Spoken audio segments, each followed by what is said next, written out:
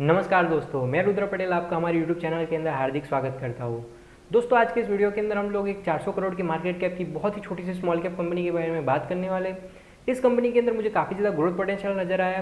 साथ ही साथ मुझे ऐसा लग रहा है कि आने वाले टाइम के अंदर एक बहुत ही बड़ा मल्टीबैगर स्टॉक भी साबित हो सकता है। और दोस्तों, मल्टीबैगर स्टॉक का मतलब ये होता है कि जो स्टॉक के अंदर इन्वेस्टमेंट करने के बाद में वो आपके पैसे को 10 गुना, 20 गुना, 50 गुना या तो फिर 100 गुना या तो फिर उससे भी ज़्यादा मल्टीप्लाई करके देता है, तो उस तरीके के स्टॉक्स को मल्टीबैगर स्टॉक्स बोला जाता है। इस तरीके के स्टॉक्स का रिसर्च और एनालिसिस करना भी मुश्किल होता है।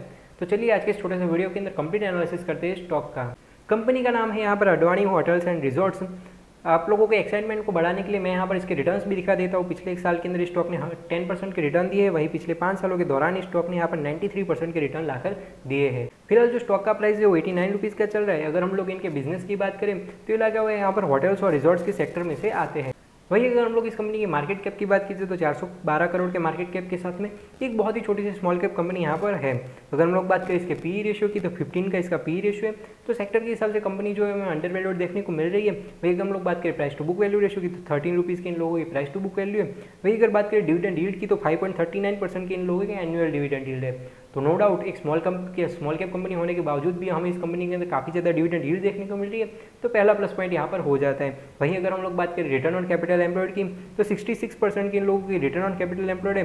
तो इन लोगों का जो ROCE है वो हमें काफ़ी ज़्यादा अच्छा देखने को मिल रहा है कि भी कंपनी के द्वारा जितना भी पैसा अपने धंधे के अंदर लगाया जा रहा है उसके ऊपर अच्छे खासे रिटर्न ये कंपनी निकाल कर दे रही है। वही अगर हम लोग बात करें रिटर्न ऑन इक्विटी की तो 50% का इन लोगों का रिटर्न ऑन इक्विटी है, तो भी हमें काफ़ी ज़्यादा अच्छा देखने को मिल रहा है। वही अगर हम लोग बात करें फेस वैल्यू की तो 2 रुपीज़ की इन लोगों की फेस वैल्यू है। वही अगर हम लोग बात करें इंटरेस्ट कवरेज रेशियो की तो 188 का इन लोगों का इंटरेस्ट कवरेज रेशियो है। तो नो डाउट हमें ये रेशियो भी काफ़ी ज़्यादा अच्छा देखने को मिल रहा है कि भी कंपनी ने जितने भी डेट या बोरिंग वगैरह ले रखे तो उनकी रीपेमेंट करने की और उनके इंटरेस्ट वगैरह को पे करने की जो कंपनी की कैपेबिलिटी है वो हमें काफ़ी ज़्यादा अच्छी देखने को मिल रही है। वहीं अगर हम लोग बात करें करंट रेशियो की तो 0.57 का इन लोगों का करंट रेशियो है।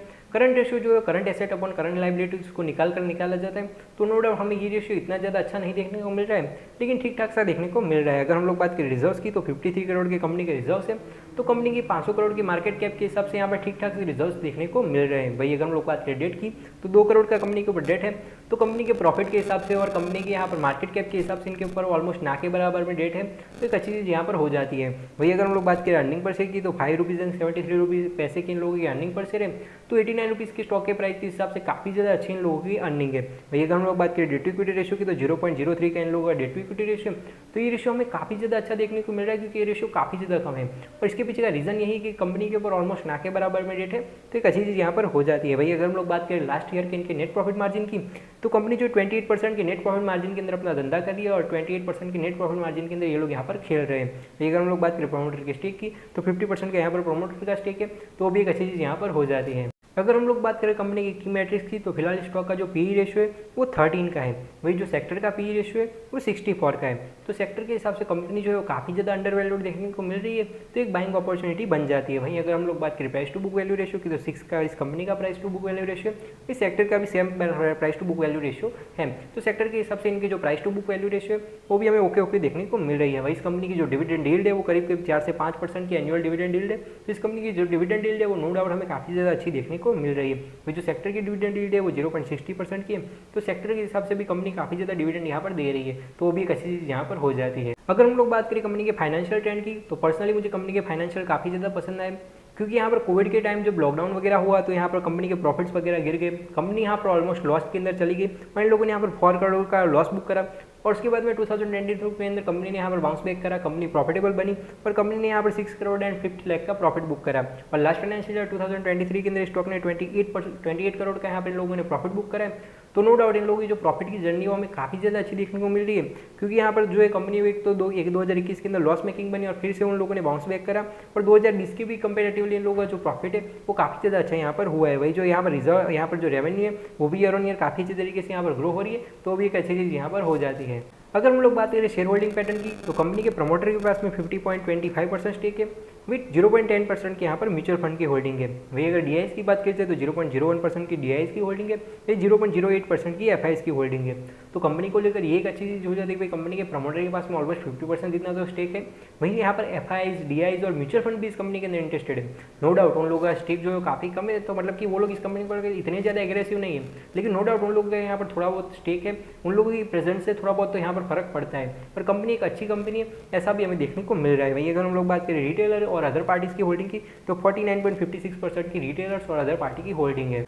वहीं अगर हम लोग इस कंपनी का हल्का सा पेयर कंपैरिजन करें, जिससे कि हम लोग इसके ग्रोथ पर्सपेक्टिव को और इस सेक्टर की दूसरी कंपनियां कैसे परफॉर्म कर रही है उसे समझ पाए, तो यहाँ पर 6-7 कंपनियों के नाम दिए गए हैं। अगर सबसे पहले नंबर पर तो इंडियन होटल आ जाती है, जो कि एक बहुत ही बड़ी लार्ज कैप कंपनी है। वही अगर हम लोग पी रेशियो वाइज समझने की कोशिश करें तो अडवाणी होटल्स का जो पी रेशियो वहीं 15 का है, वही इंडियन होटल्स का जो पी रेशियो 55 का है। और यहाँ पर दूसरी भी महिंद्रा हॉलीडे करके भी है, यहाँ पर है उनका 93 का है। यहाँ पर लेमन ट्री होटल्स है, उनका 72 का है। तो मतलब कि सेक्टर की काफ़ी सारी कंपनियाँ जो बड़ी बड़ी कंपनियाँ हैं उनके पी रेशियो काफ़ी ज़्यादा है, और वही जो हमारी कंपनी है उसका पी रेशियो काफ़ी कम है। तो मतलब कि इस कंपनी के पास में पी एक्सपेंशन के लिए भी जगह, साथ ही साथ ही कंपनी यहाँ पर ग्रो कर मार्केट कैप के अंदर भी एक्सपेंड कर सकती है, वो भी मैं आप लोगों को दिखाता हूँ। क्योंकि फिलहाल यहाँ पर जो अडवाणी होटल्स है उन लोगों का जो मार्केट कैप है वो करीब 400-450 करोड़ का है। वहीं यहाँ पर इंडियन होटल का जो मार्केट कैप है वो 58,000 करोड़ का है। वहीं यहाँ पर यही है जो उन लोगों का 13,948 करोड़ का मार्केट कैप है। वही अगर हम लोग लेमन ट्री की बात करते हैं तो 9,000 करोड़ की यहाँ पर लेमन ट्री की मार्केट कैप है। तो नो डाउट यहाँ पर इस सेक्टर के अंदर काफ़ी ज़्यादा ग्रोथ के पर्सपेक्टिव है। यहाँ पर ढेर सारे होटल्स और रेस्टोरेंट वगैरह खोलकर और दूसरे अलग अलग स्टेट्स और सिटीज़ के अंदर जाकर यहाँ पर बिजनेस करा जा सकता है और भी ज़्यादा प्रॉफिट जनरेट किया जा सकता है। अगर बात की जाए प्रोज और कॉन्स की, जिससे कि हम लोग कंपनी को थोड़ा बहुत और समझ सकें, तो यहाँ पर अगर प्रोज की बात की जाए तो company is almost debt free, company के ना के बराबर में डेट है, तो एक अच्छी चीज़ यहाँ पर हो जाती है। Stock is providing a good dividend yield of 5.39%, तो ये लोग करीब 5% के एनुअल डिविडेंड यील्ड देते हैं, तो वो भी एक अच्छी चीज़ यहाँ पर हो जाती है। Company is expected to give a good quarters, तो वो भी एक अच्छी चीज़ यहाँ पर हो जाती है। Company has delivered a good profit growth of 26.7 CAGR over last 5 years, तो पिछले 5 सालों के दौरान 26% की CAGR से यहाँ पर इनकी प्रॉफिट की ग्रोथ हुई है, तो भी हमें काफ़ी ज़्यादा अच्छी देखने को मिल रही है। Company has been maintaining healthy dividend pay out of 51%, तो मतलब कि कंपनी के जितने भी प्रॉफिट है उसका आधा पैसा ऐसा ही ये लोग डिविडेंड बाहर निकाल रहे हैं, तो वो भी एक अच्छी चीज़ यहाँ पर हो जाती है। भाई अगर हम लोग बात करें कंपनी के कॉन्स की, भी कंपनी के अंदर बुरी चीज़ें या तो फिर नोटिस करने वाली चीज़ें क्या है, तो the company has delivered a poor sales growth of 9.56% over last 5 years, तो मतलब कि कंपनी का जो सेल्स ग्रोथ है उतना ज़्यादा अच्छा नहीं है, तो बस खाली वही नोटिस करने वाला पॉइंट है। ओवरऑल कंपनी काफ़ी ज़्यादा अच्छी है। अगर मैं बात करूँ मेरे पर्सनल ओपिनियन की, कंपनी मुझे काफ़ी ज़्यादा पसंद आई। कंपनी के फाइनेंशियल फंडामेंटल भी स्ट्रॉन्ग है और कंपनी अच्छी तरीके से परफॉर्म भी करी है, तो नो डाउट आने वाले टाइम के अंदर ये कंपनी जो है काफ़ी बड़ा मल्टीबैगर भी साबित हो सकती है, साथ ही साथ आपको अच्छे खासे रिटर्न्स भी लाकर दे सकती है। पर हाँ, मैं कोई भी सीबी रजिस्टर्ड इन्वेस्टमेंट एडवाइजर या रिसर्च एनालिस्ट नहीं हूँ। ये वीडियो मैं सिर्फ और सिर्फ एजुकेशनल पर्पज़ के लिए बना रहा हूँ, तो आप लोग भी उसी तरीके से कंसीडर कीजिए। और आप जब भी शेयर बाजार के अंदर निवेश करें तो अपनी सीबी रजिस्टर्ड इन्वेस्टमेंट एडवाइजर और रिसर्च एनालिस्ट की सलाह जरूर से लें। तो बस यही कुछ बातें थी जो मुझे इस वीडियो के अंदर रखनी थी। आई होप कि आपकी वीडियो अच्छा लगा। अगर वीडियो अच्छा लगे तो प्लीज़ लाइक करें, कमेंट करें, शेयर करें, और अगर चैनल पर नहीं तो सब्सक्राइब कीजिए। मैं मिलता हूं आपको ऐसे वीडियोस के साथ, तब तक के लिए बाय बाय, जय हिंद, वंदे मातरम।